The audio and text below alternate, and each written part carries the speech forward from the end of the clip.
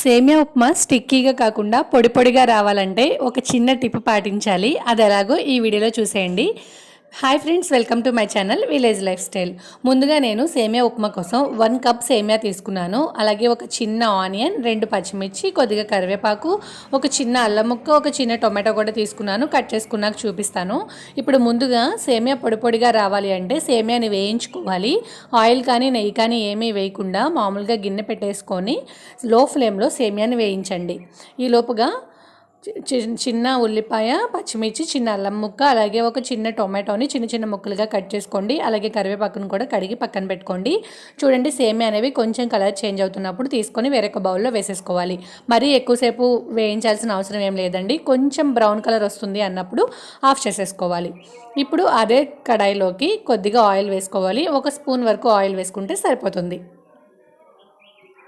చూసారు కదా, ఆయిల్ వేసిన తర్వాత ఆయిల్ బాగా హీట్ అయ్యాక ముందుగా మనం కట్ చేసుకున్న ఉల్లిపాయ, పచ్చిమిర్చి ముక్కల్ని వేసుకోవాలి. ఉల్లిపాయని ఇలా సన్నగా పొడవుగా చీల్చుకోవాలండి, చిన్న చిన్న తరుగులా కాదు. ఉప్మాలోకి ఇలా పొడవుగా వేసుకుంటేనే బాగుంటుంది. ఉల్లిపాయ, పచ్చిమిర్చి కొంచెం వేగుతున్నప్పుడు దీనిలోకి 1 స్పూన్ వరకు తాలింపులు వేసుకోండి. మీ దగ్గర పల్లీలు ఉంటే పల్లీలు కూడా వేసుకోవచ్చు. నేనైతే ప్రజెంట్ వేయలేదు. అలాగే అల్లం తరుగు కూడా వేసుకొని కరివేపాకు కూడా వేసేసుకొని మొత్తం అంతా బాగా ఫ్రై చేసుకోవాలి. ఉల్లిపాయలు కొంచెం మగ్గాయి అన్నప్పుడు దీనిలోకి మనం కట్ చేసుకున్న టొమాటో ముక్కల్ని కూడా యాడ్ చేసుకోవాలి. చూడండి, ఉల్లిపాయలు కొంచెం కలర్ చేంజ్ అయిన తర్వాత టొమాటో ముక్కల్ని యాడ్ చేస్తున్నాను. టొమాటో కూడా వేసిన తర్వాత టొమాటో ముక్కలన్నీ సాఫ్ట్గా మగ్గే వరకు మూత పెట్టుకొని మగ్గించుకోవాలి. చూడండి, టొమాటో ముక్కలు బాగా మగ్గిపోయిన తర్వాత దీనిలోకి 1 స్పూన్ వరకు సాల్ట్ని యాడ్ చేసుకోండి.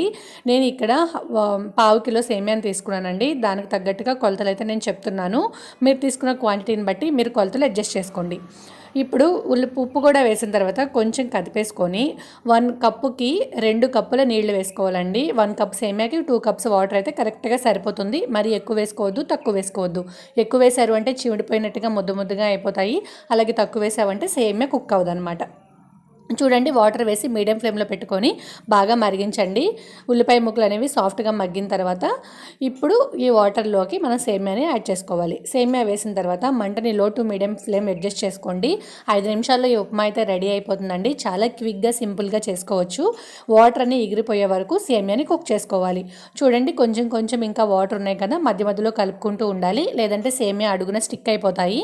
చూసారు కదా, ఇంకో కొంచెం తడి ఉంది. ఆ తేమంతా పోయే వరకు కుక్ చేసుకుంటే సేమియా అనేది పొడి పొడిగా వస్తుంది అనమాట. చూడండి, నేను వీడియోలో చూపిస్తాను మీకు ఎంత పొడి పొడిగా వస్తుంది అనేది.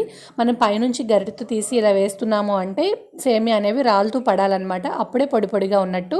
లేదు అలాగే గరిటెకి అంటుకుని పోయి ఉన్నాయి అంటే సేమియా ఉప్మా అనేది ముద్దగా ఉన్నట్టు. మనం చెప్పినట్టుగా వాటర్ని వేసుకున్నారు అంటే ఇలా నేను చూపించినట్టుగా పొడి పొడిగా వస్తుందండి సేమియా ఉప్మా. అలాగే ముందు ఫ్రై చేసుకోవడం మాత్రం కంపల్సరీ అనమాట.